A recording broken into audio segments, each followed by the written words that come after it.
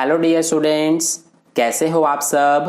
तो आज के इस वीडियो में हम आपका क्लास 9th का ये जो आपका मैथ्स का फाइनल एग्जाम का क्वेश्चन पेपर है मॉर्निंग शिफ्ट का, तो इसका हम सॉल्यूशन करेंगे इस वीडियो में। और इस पेपर का सॉल्यूशन मैंने क्वेश्चन नंबर 25 तक ऑलरेडी करा रखा है। अगर आपने वो वीडियो नहीं देखा है तो उसका लिंक मैं आपको इस वीडियो के डिस्क्रिप्शन बॉक्स में दे रहा हूं, वहां पर क्लिक करके देख लेना, ठीक है। तो इस वीडियो में हम इस पेपर का क्वेश्चन नंबर 26 से सॉल्यूशन करेंगे। तो चलो शुरू करते हैं। तो हमारा क्वेश्चन नंबर 25 तक लास्ट वीडियो में हो चुका था। क्वेश्चन नंबर 25 हमारा ये रहा, ठीक है। अब क्वेश्चन नंबर 26 जो है, यहां से हमारा खंड ग यानी कि सेक्शन सी शुरू हो जाता है। तो देखिए, सबसे पहले क्वेश्चन नंबर 26 में हमसे क्या बोला गया है, 2 ब्रैकेट में x plus y minus x equals to 6 के 3 हल ज्ञात कीजिए। तो इसके हमें 3 हल ज्ञात करने के लिए बोला गया है। और इस क्वेश्चन को आप इंग्लिश मीडियम में रीड कर लेना। ये रहा, फाइंड 3 सॉल्यूशंस ऑफ इक्वेशन। ये हमें इक्वेशन दिया है, इसके 3 सॉल्यूशंस हमें फाइंड करने हैं। तो इजी क्वेश्चन है। देखिए कैसे करेंगे हम। सबसे पहले जो हमें इक्वेशन दिया है उसको हम लिख लेते हैं। तो हमें दिया है 2 और ब्रैकेट में हमारा x प्लस वाई, इसके बाद है माइनस में x इक्वल्स टू 6। तो हमें 3 हल ज्ञात करने हैं। तो इसके लिए हम क्या करेंगे, सबसे पहले यहां पर मैं फर्स्ट यानी कि पहला जो हल है वो ज्ञात कर रहा हूं। तो इसके लिए हम क्या करेंगे कि x की वैल्यू हम कुछ भी लेट कर लेंगे, यानी कि x की वैल्यू हम कुछ भी मान लेंगे। तो मैं यहां पर सबसे पहले x की वैल्यू 1 मान ले रहा हूं। अब हम क्या करेंगे कि जो हमारा ये इक्वेशन है, जो ये समीकरण है, इसमें x की जगह पर 1 रख देंगे। तो सबसे पहले 2 है तो 2 लिखेंगे और फिर इसके बाद ब्रैकेट में x है तो x की जगह पर हमें 1 लेना है। प्लस में क्या है y और फिर माइनस में x है तो x की जगह पर 1 बराबर में 6। अब सबसे पहले 2 का इस 1 में गुणा होगा तो ये हो जाएगा हमारा 2 और फिर 2 का इस y में गुणा होगा तो ये हो जाएगा 2y और माइनस में क्या है 1 इक्वल में 6। अब ये 2 और ये माइनस का 1, तो 2 में से 1 घटाएंगे तो 1 बचेगा। प्लस में क्या है 2y इक्वल में क्या है 6। ये 1 को इक्वल के दूसरी तरफ शिफ्ट करेंगे तो 1 हमारा माइनस हो जाएगा 6 में से, तो इधर बचेगा 2y और इधर हमारा 5 बचेगा, क्योंकि ये जो 1 है ये दूसरी तरफ जाकर 6 में से माइनस हो जाएगा तो 5 बचेगा। तो y की वैल्यू क्या आ जाएगा, ये 5, इस 2 को दूसरी तरफ ले जाएंगे बराबर के तो ये आ जाएगा भाग में, क्योंकि इधर गुणा में है y के साथ। तो इसीलिए y की वैल्यू हमारा क्या आ गया 5/2, ठीक है। तो ये हो गया हमारा एक सॉल्यूशन। इसी तरह से अब हम दूसरा सॉल्यूशन फाइंड करेंगे। तो यहां पर इस बार मैं x की जगह पर यानी कि x की वैल्यू जो है वो मैं इस बार 0 लेट कर रहा हूं, ठीक है। तो अब हम जो हमारा ये इक्वेशन है इसमें x की वैल्यू 0 पुट करेंगे। तो सबसे पहले 2 है तो यहां पर 2 लिखेंगे और फिर इसके बाद ब्रैकेट में x है, यहां पर आप देख सकते हो x है तो x की जगह पर 0, फिर प्लस में हमारा है y और फिर माइनस में यहां पर देखिए x है तो इसीलिए x की वैल्यू 0 लेंगे इक्वल में 6। तो ये हो जाएगा, यहां पर 2 का सबसे पहले 0 में मल्टीप्लाई करेंगे तो ये हो जाएगा 0 और प्लस में हमारा है ये 2 का y में मल्टीप्लाई करेंगे तो ये हो जाएगा 2y, माइनस में 0 है इक्वल में 6। अब ये भी 0 ये भी 0, इसकी तो कोई वैल्यू नहीं बची। अब सिर्फ इधर हमारा 2y बचा और इक्वल के इधर 6 बचा। तो इस 2 को इधर शिफ्ट करेंगे तो इधर बचेगा y और 2 इधर जाके 6 में 2 से डिवाइड हो जाएगा तो ये आ जाएगा y की वैल्यू 3। तो ये हो गया हमारा दूसरा सॉल्यूशन। आई होप आपको 2 सॉल्यूशन अच्छे से समझ में आ गया। अब इसके बाद यहां पर हम जो तीसरा सॉल्यूशन है वो फाइंड कर लेंगे। तो इसके लिए x की वैल्यू आप कुछ भी लेट कर सकते हो, ये आपके ऊपर है। मैंने x की वैल्यू 1 और 0 लेट कर लिया, अब मैं x की वैल्यू 2 लेट कर रहा हूं। आप 3, 4 कुछ भी लेट कर सकते हो। तो अब हम क्या करेंगे कि जो हमारा इक्वेशन है उसमें x की वैल्यू 2 पुट करेंगे। तो इक्वेशन हमारा क्या है, यहां पर आप देख सकते हो ये हमारा 2 ब्रैकेट में x plus y minus x equals to 6 है। तो इस इक्वेशन में x की वैल्यू 2 पुट करेंगे। सबसे पहले यहां पर आ जाएगा हमारा 2 और ब्रैकेट में इक्वेशन हमारा क्या है, इक्वेशन मैं आपको दिखा दे रहा हूं, ये रहा, यहां पर आप देख सकते हो 2 के बाद ब्रैकेट में x है, x की वैल्यू हमें 2 लेना है, प्लस में y है और फिर माइनस में x है, तो x की वैल्यू 2 और इक्वल में 6। तो इस 2 का 2 में मल्टीप्लाई होगा तो 4 आ जाएगा और फिर 2 का y में मल्टीप्लाई होगा तो ये बन जाएगा 2y और ये माइनस का 2 ऑलरेडी है और इक्वल में 6। ये 4 और ये 2 जो है माइनस में है तो 4 में से 2 माइनस करेंगे तो 2 बचेगा, तो 2 प्लस में हमारा है 2y इक्वल में 6।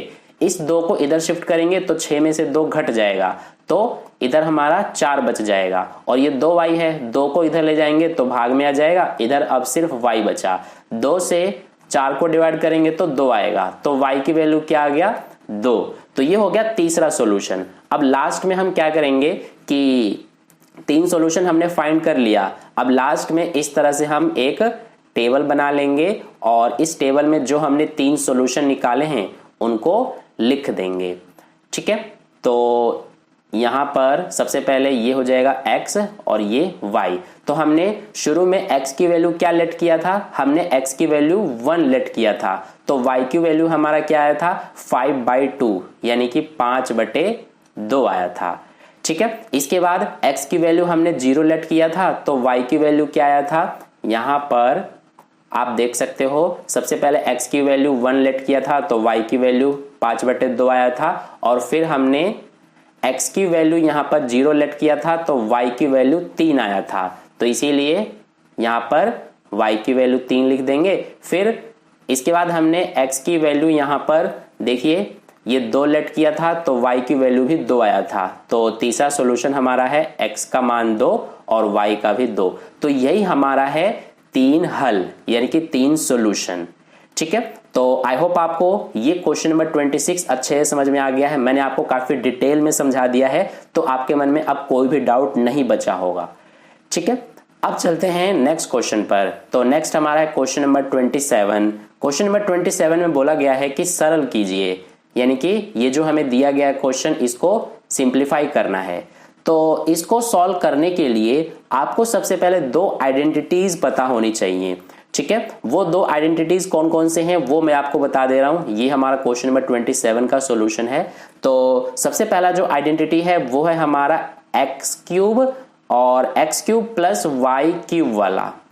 ठीक है, तो x³ प्लस y³ के इक्वल में क्या होता है, ये होता है हमारा ब्रैकेट में x प्लस y और इसके बाद इनटू में यानी कि दूसरे ब्रैकेट में होता है हमारा x² माइनस xy प्लस में y²।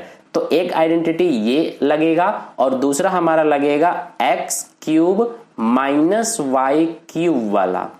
तो इसके इक्वल में होता है हमारा x माइनस y इंटू में x² plus xy plus y²। तो ये 2 आइडेंटिटीज है जिनका यूज होगा इस क्वेश्चन नंबर 27 को सॉल्व करने के लिए। ठीक है, तो इसीलिए मैंने आपको दोनों आइडेंटिटीज पहले से ही बता दिया है। अब हम इसको सॉल्व करेंगे। तो सबसे पहले यहां पर हमारा क्या है 5a माइनस 2b है, तो 5a माइनस 2b इसको जैसा है वैसा ही हमने लिख दिया। ठीक है, इसके बाद यहां पर देखो सेकंड ब्रैकेट जो है उसमें सबसे पहले 25a का स्क्वायर है, तो इसको हम क्या कर सकते हैं कि 25a स्क्वायर को हम 5a का स्क्वायर लिख सकते हैं, ये मैंने लिख दिया। फिर इसके बाद प्लस में 10ab है, तो इसको हम क्या कर सकते हैं कि प्लस में 5a और इंटू में 2b ये लिख सकते हैं। ठीक है, और फिर इसके बाद है हमारा प्लस में 4b², तो 4b² है प्लस में, तो इसको हम लिख सकते हैं प्लस का 2b का होल स्क्वायर। ठीक है, और ये बड़ा वाला ब्रैकेट हमने बंद कर दिया। तो इतना आपको समझ में आ गया होगा। अब ये जो आइडेंटिटी आप देख रहे हो ना x³ माइनस y³ वाला, तो इस रूप में हमने इसको लिखा है। ठीक है, आप देख सकते हो सबसे पहले x माइनस y है तो इसकी जगह पर 5a माइनस 2b आ गया, और फिर x² है इसकी जगह 5a का स्क्वायर आ गया, फिर प्लस में xy है तो इसकी जगह 5a इंटू 2b आ गया, और प्लस y² है तो इसकी जगह पर 2b का होल स्क्वायर आ गया। ठीक है, तो ये हो गया। इसके बाद आगे है यहाँ पर देखो माइनस है, तो माइनस हम लगाएंगे, उसको मैं नीचे यहाँ पर जो माइनस है ना ये वाला माइनस, इसको मैं यहाँ पर लगा दिया। ठीक है, इसके बाद यहाँ पर 5a प्लस 2b है, तो इसको हम एज इट इज लिख देंगे 5a प्लस 2b। इसके बाद क्या है यहाँ पर देखो 25a का स्क्वायर है, तो इसको हम क्या कर सकते हैं कि 25a स्क्वायर को 5a का होल स्क्वायर लिख सकते हैं। फिर इसके बाद माइनस 10ab है, तो इसको हम लिख सकते हैं माइनस का और 5a गुणा में यानी इंटू 2b, इस तरह से हम लिख सकते हैं। फिर इसके बाद है प्लस में 4b स्क्वायर, तो इसको हम क्या कर सकते हैं कि प्लस में 2b का होल स्क्वायर लिख सकते हैं, और ये हमने ब्रैकेट बंद कर दिया। ठीक है, अब इसके बाद यहां पर देखो ये जो है हमारा, ये पूरा आप जो देख रहे हो ये हमारा किस फॉर्म में है, तो ये है इस फॉर्म में। ठीक है, तो इसके इक्वल में क्या है x cube minus y cube, तो हम क्या कर सकते हैं कि इस पूरे के बदले में इस पूरे की जगह पर हम क्या लिख सकते हैं, इस पूरे को इस फॉर्म में लिख सकते हैं। तो सबसे पहले एक्स क्यूब है, एक्स की वैल्यू इसमें हमारा 5a है, तो ये हो जाएगा 5a का क्यूब। फिर माइनस वाई क्यूब है, तो ये माइनस और वाई की वैल्यू इसमें 2b है, तो ये हो जाएगा 2b का क्यूब। ठीक है, और ये जो माइनस है ये वाला माइनस ये मैंने यहां पर लगा। अब इसके बाद इसको ध्यान से देखो, ये जो आगे हमारा है इसको ध्यान से देखो, तो ये जो है ये हमारा इस फॉर्म में है। ठीक है, तो अब हम क्या करेंगे कि इस पूरे को हम इस फॉर्म में लिखेंगे, यानी x cube plus y cube के फॉर्म में। ठीक है, तो x की जगह पर यानी कि x की वैल्यू इसमें क्या है, इसमें हमारा 5a है, तो इसीलिए सबसे पहले 5a लिखेंगे हम। यहां पर सबसे पहले बड़ा ब्रैकेट लगेगा और ये आ गया हमारा 5a। इसके बाद प्लस में y क्यूब है, तो यहां पर सबसे पहले ये जो क्यूब है ना इस क्यूब को हम लगाएंगे, ये 5a हमने लिख दिया और फिर ये क्यूब, क्योंकि 5a जो है वो तो सिर्फ x की वैल्यू है और ये जो क्यूब लगा हुआ है ये हमने यहां पर लगा दिया। इसके बाद ये प्लस में y क्यूब है, तो ये प्लस और y की वैल्यू क्या है इसमें हमारा, वो है 2b, तो इसीलिए ये 2b और यहां पर भी क्यूब है, तो ये 2b का ये हो जाएगा क्यूब और ये ब्रैकेट हमने बंद कर दिया। ठीक है, अब सबसे पहले ये जो बड़ा ब्रैकेट है इसको हम सबसे पहले हटाएंगे, तो इसके लिए ये जो है इसको हम एज इट इज लिखेंगे, यानी कि 5a का क्यूब माइनस में है 2b का क्यूब। इसके बाद ये जो माइनस है इसको हमने लिख दिया एज इट इज और यहां पर 5a का क्यूब है। ठीक है, ब्रैकेट में जो है ये जो बड़ा ब्रैकेट है इसमें 5a का जो क्यूब है इसके आगे कोई साइन नहीं है, तो इसीलिए ये 5a का क्यूब हमारा इस तरह से हो जाएगा और ये माइनस और ये प्लस, तो माइनस प्लस ये हो जाएगा माइनस और ये हमारा है 2b का क्यूब। ठीक है, इतना आपको समझ में आ गया होगा। अब इसको आगे करते हैं, तो आगे देखिए यहां से हमारा क्या होगा कि जो ये 5a का क्यूब है ये है प्लस में और ये जो 5a का क्यूब है इसके आगे यहां माइनस है, तो ये माइनस में है, तो इसीलिए ये इससे ये 5a का क्यूब कट जाएगा। तो अब हमारे पास माइनस 2b का क्यूब बचा और यहां पर भी माइनस 2b का क्यूब, तो इसको सॉल्व करेंगे सबसे पहले। तो माइनस 2 का सबसे पहले क्यूब करेंगे तो ये होता है माइनस का 8 और b का क्यूब करेंगे तो ये हो जाएगा b क्यूब। यहां पर भी माइनस 2 का सबसे पहले क्यूब करेंगे तो ये हो जाएगा माइनस 8 और b का क्यूब करेंगे तो ये हो जाएगा b क्यूब। अब माइनस 8 b क्यूब और ये माइनस 8 b क्यूब, इनको सॉल्व करेंगे तो ये हो जाएगा सबसे पहले माइनस 8 और माइनस 8 ये हो जाएगा हमारा माइनस का 16 और दोनों में b क्यूब है, तो इसको हम इस तरह से एक बार लिख देंगे। तो माइनस 16 b क्यूब जो है यही हमारा आंसर है। ठीक है, तो आई होप आपको ये क्वेश्चन अच्छे से समझ में आ गया है। अब हम नेक्स्ट क्वेश्चन को करेंगे। नेक्स्ट हमारा है क्वेश्चन नंबर 27 में ही अथवा में भी हमें दिया गया है और में, तो इसको भी कर लेते हैं। इसमें बोला गया है कि यदि x माइनस 1 बहुपद, ये हमें दिया गया है बहुपद, इसका एक गुणनखंड है तो k का मान इसमें ज्ञात करने के लिए हमसे कहा गया है। ठीक है, तो चलो इसको भी सॉल्व करते हैं। ये हमारा अथवा वाला क्वेश्चन का सॉल्यूशन होगा। तो जो हमें सबसे पहले इसमें फैक्टर यानी कि गुणनखंड दिया है x माइनस 1, तो यहां से हम सबसे पहले क्या करेंगे कि शून्यक यानी कि जीरोस फाइंड करेंगे। तो इसके इक्वल में हम जीरो लिखेंगे तो x की वैल्यू क्या आ जाएगा, -1 को इधर शिफ्ट करेंगे तो +1। तो ये जो है ये हमारा आया है x की वैल्यू 1, यानी कि ये हमारा जीरोस है, शून्यक है। ठीक है, अब जो हमें ये पॉलिनोमियल जो बहुपद दिया है उसको हम लिखेंगे। तो ये हमारा x वेरिएबल में है यानी कि x चर में है, तो इसको हम px के बराबर में लिख सकते हैं। हमें दिया गया है 4x3, इसके बाद प्लस में 3x स्क्वायर और माइनस का 4x प्लस k, ये हमें पॉलिनोमियल दिया गया है। ठीक है, तो अब हम क्या करेंगे कि जो हमारा ये बहुपद है पॉलिनोमियल, इसमें जहां जहां x है वहां वहां पर 1 पुट करेंगे।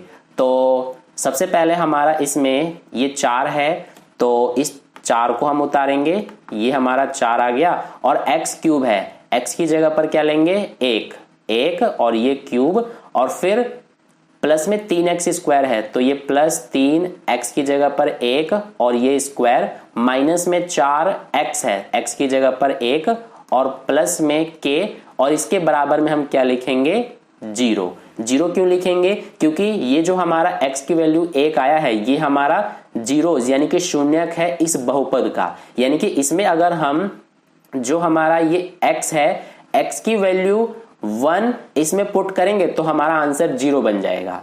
ठीक है, तो इसीलिए इक्वल में 0 लेंगे। अब यहां पर 1 का क्यूब करेंगे तो 1 ही आएगा, 1 का 4 में मल्टीप्लाई करेंगे तो 4, यहां पर 1 का स्क्वायर 1 का 3 में गुणा करेंगे तो ये 3 ही आएगा, और यहां -4 का 1 में गुणा करेंगे तो -4, और प्लस में k इक्वल में 0 है। ये प्लस का 4 और ये माइनस का 4 कटेगा, इस 3 को इक्वल के इधर लेके जाएंगे तो इधर k बचेगा, और 3 इधर जाके -3 हो गया, तो यही हमारा k की वैल्यू आ गया, यानी कि यही हमारा आंसर है।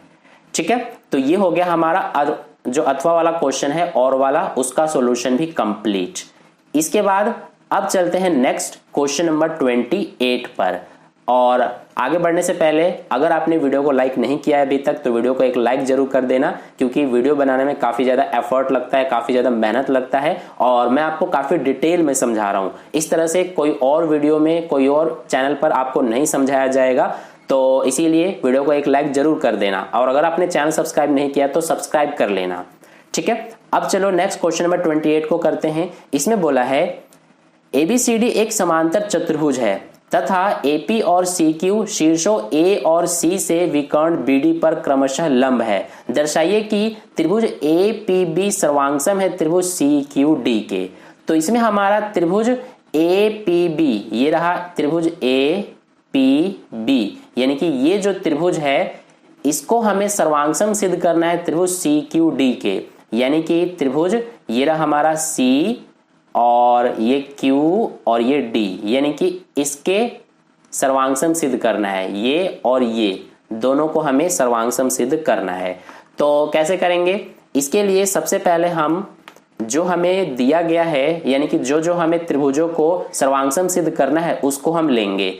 हमें त्रिभुज APB और दूसरा है त्रिभुज CQD, इनको सर्वांगसम सिद्ध करना है। तो लिखेंगे त्रिभुज APB तथा दूसरा है त्रिभुज CQD में। ठीक है, तो इस तरह से हम अपने सॉल्यूशन में सबसे पहले लिखेंगे।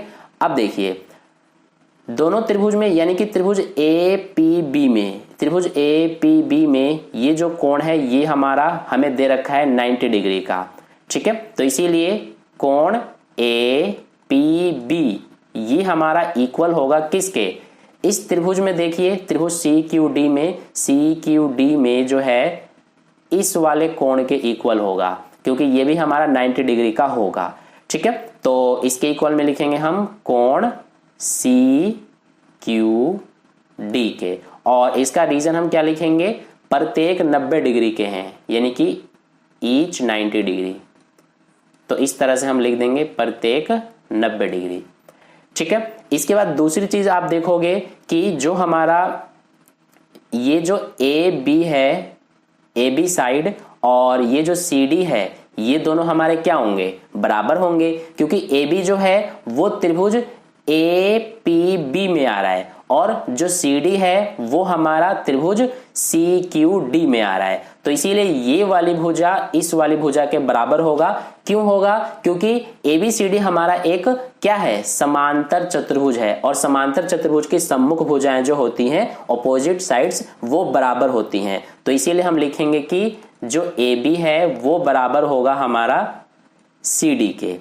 ठीक है, इसका रीजन क्या लिखेंगे हम, इसका रीजन हम लिख देंगे कि सम्मुख भुजा। ठीक है, आप पूरा लिख सकते हो, सम्मुख भुजाएं बराबर होती हैं। इसके बाद तीसरी चीज हमारा क्या होगा कि जो कोण ए बी पी है, यानी कि ये वाला जो कोण है, एक मिनट मैं पहले मिटा देता हूं फिर आपको अच्छे से दिखेगा। मैं कौन से कोण की बात कर रहा हूं, जो हमारा कोण ए बी पी यानी कि ये वाला जो कोण है वो बराबर होगा कोण सी और डी और क्यू यानी कि इस वाले कोण के बराबर।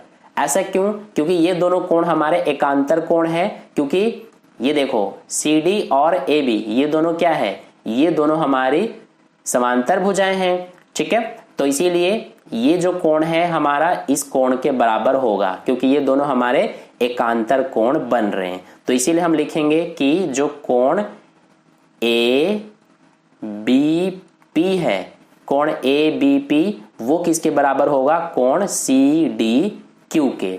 तो इसके बराबर में लिखेंगे कोण सी डी क्यू, और इसका रीजन हम लिखेंगे कि ये दोनों कौन से कोण हैं, एकांतर कोण। ठीक है, तो एकांतर कोण इस तरह से हम लिख देंगे। अब हमने दोनों ही त्रिभुजों के लिए तीन चीजें हमने बराबर दिखा दिया। ठीक है, क्या क्या, दो हमने एंगल बराबर दिखाया, ये एंगल और एक ये साइड बराबर दिखाया है। तो इसीलिए इसमें हमारा जो एंगल साइड यानी कि ए एस समरूपता नियम है वो लग रहा है। तो लिखेंगे कि ए एस समरूपता से जो दोनों त्रिभुज हैं, कौन कौन से, त्रिभुज ए पी बी, ये हमारा सर्वांगसम सिद्ध हो गया त्रिभुज किसके, सी क्यू डी के। तो इस तरह से ये हमारा हो गया। ठीक है, इसके बाद नेक्स्ट चलते हैं नेक्स्ट क्वेश्चन पर। तो नेक्स्ट हमारा जो है वो इसी में देखो अथवा में भी हमें दिया गया है, ये रहा अथवा वाला क्वेश्चन। इसमें बोला है कि सिद्ध कीजिए कि किसी समांतर चतुर्भुज का एक विकर्ण उसे दो सर्वांगसम त्रिभुजों में विभाजित करता है। तो जैसे कि सबसे पहले यहां पर मैं ये एक समांतर चतुर्भुज बना दिया, थोड़ा सा टेढ़ा बन सकता है, ये हो गया। इसका नाम हम दे देते हैं ए बी सी डी। ठीक है, ये हमारा ए बी सी डी एक समांतर चतुर्भुज है। अब हमें बोला है कि इस समांतर चतुर्भुज का जो एक विकर्ण है वो इसे दो सर्वांगसम त्रिभुजों में विभाजित करता है, ये हमें सिद्ध करना है। तो सबसे पहले एक विकर्ण खींच लेते हैं, जैसे ये ए और सी को मैंने मिला दिया तो ये हमारे दो त्रिभुजों में बट गया। ठीक है, तो अब हम क्या करेंगे, हमें इसमें जो दोनों त्रिभुज में बट गया यानी कि एक ये वाला त्रिभुज और एक ये वाला त्रिभुज, इन दोनों को अब हमें सर्वांगसम सिद्ध करना है। ठीक है, तो सबसे पहले यहां पर हम लिख लेते हैं, हमें क्या सर्वांगसम सिद्ध करना है कि जो त्रिभुज इसका क्या नाम है, ए बी सी, यानी कि त्रिभुज ए बी सी जो है इसको हमें सर्वांगसम सिद्ध करना है किसके, त्रिभुज इसका क्या नाम है, ए डी सी। तो त्रिभुज ए डी सी के सर्वांगसम सिद्ध करना है। तो इसके लिए हमें तीन चीजें बराबर दिखानी पड़ेंगी। सबसे पहले हम लिखेंगे अपने सॉल्यूशन में कि त्रिभुज ए बी सी तथा त्रिभुज ए डी सी में, तो दोनों त्रिभुजों में तीन चीजें बराबर कैसे दिखाएंगे हम, इसके लिए सबसे पहले चीज आप देखोगे कि जो हमारा ये ए बी है इस त्रिभुज ए बी सी में आ रहा है और जो ये सी डी है वो त्रिभुज ए डी सी में आ रहा है। तो ए बी और सी डी दोनों बराबर होंगे, क्योंकि ए बी सी डी एक समांतर चतुर्भुज है तो इसकी सम्मुख भुजाएं बराबर होती हैं। तो इसीलिए यहां पर हम लिखेंगे कि ए बी बराबर सी डी होगा। इसका रीजन हम लिखेंगे कि ये हमारी क्या है, सम्मुख भुजाएं हैं। ठीक है, तो एक चीज हो गया। इसके अलावा दूसरा चीज देखो कि जो हमारा ये BC है, ये BC और ये जो AD है, ये दोनों भी बराबर होंगे क्योंकि ये दोनों भी सम्मुख भुजाएं हैं। तो इसीलिए हम लिखेंगे कि BC बराबर होगा AD के। इसका भी रीजन सेम होगा, सम्मुख भुजाएं।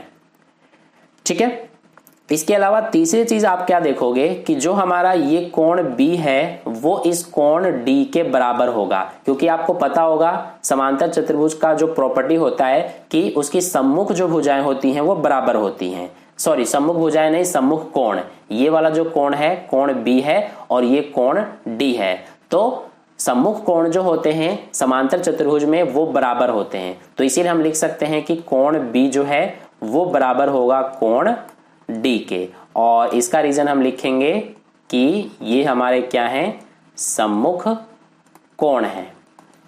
ठीक है, तो हमने तीन चीजें बराबर दिखा दिया है दोनों ही त्रिभुज में। अब इसमें क्या है हमारा कि एक तो हमारा इसमें साइड है और एक एंगल है और फिर से एक साइड है, यानी कि साइड एंगल साइड, यानी कि SAS समरूपता कसौटी इसमें लग रहा है। तो SAS से क्या होगा हमारा कि जो त्रिभुज ABC है ये सर्वांगसम सिद्ध हो गया त्रिभुज कौन सा है हमारा, ADC। ठीक है, ABC जो है वो हमारा त्रिभुज ADC के सर्वांगसम सिद्ध हो गया। तो इस तरह से जो हमारा क्वेश्चन है, क्वेश्चन नंबर 28 का अथवा वाला, इसका सॉल्यूशन भी हमने कंप्लीट कर लिया। अब इसके बाद चलते हैं नेक्स्ट क्वेश्चन नंबर 29 पर। तो क्वेश्चन नंबर 29 को देखो, इसमें हमें बोला गया है कि 2/9 तथा 3/7 के बीच 6 परिमेय संख्याएं ज्ञात कीजिए। तो इसमें हमें 6 परिमेय संख्याएं ज्ञात करने के लिए बोला गया है। क्या क्या दिया है, 2/9 और दूसरा दिया है 3/7। तो इसमें सबसे पहले हम क्या देखते हैं कि जो हर है, हर हमारे सेम होने चाहिए। तो इसमें हर 9 है, इसमें 7 है, सेम नहीं है, इक्वल नहीं है। तो इक्वल बनाने के लिए क्या करेंगे कि इसके हर को इसमें गुणा कर देंगे और इसके हर को इसमें गुणा कर देंगे। तो यहाँ 7 है तो 7 का गुणा कर देंगे हम ऊपर भी और नीचे भी। यहाँ 9 है तो 9 का इसमें ऊपर भी और नीचे भी। तो ये हो जाएगा हमारा 2×7=14/9×7=63 और ये हो जाएगा 3×9=27/7×9=63। तो ये हो गया 14/63 और 27/63।